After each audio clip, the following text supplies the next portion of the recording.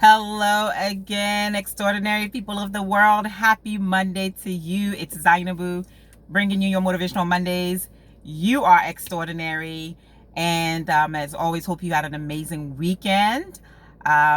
Today, I really want to talk to you about a topic that I initially was going to discuss with you all last week, but for whatever reason, the video was too long. So I wasn't able to upload it on Facebook. I just got tired of trying to upload it. So finally just decided to make it into a two-part video instead. And I want to title this Mental Health in Hard Times.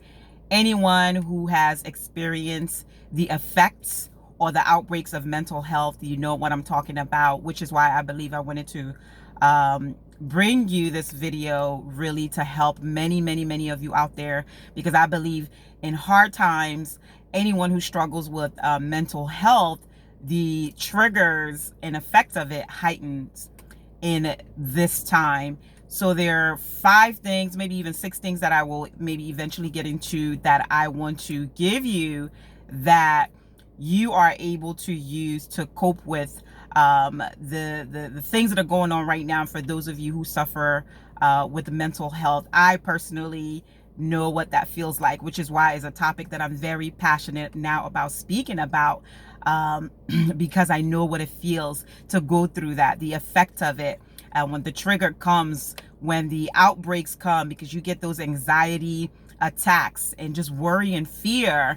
And so 3 things that I want to share with you that you can use as we cope with this time that we're going through. And I know sooner than later, all of this will be a thing of the past. One of the things I want you to do is focus on prayer. And I don't know who's listening to this video.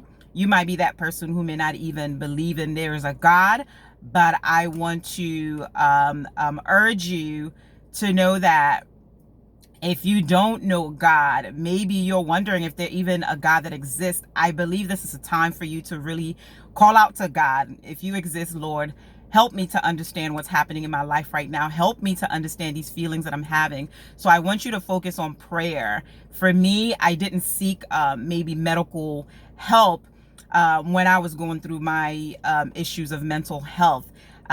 Because we've heard it, sometimes you take medication, it causes you for hallucination, suicidal thoughts. I'm like, I'm already feeling this way. I don't need anything else that's going to make it worse than what I already feel. So I want you to focus on prayer. So for me, that's what I did. My relationship with God was a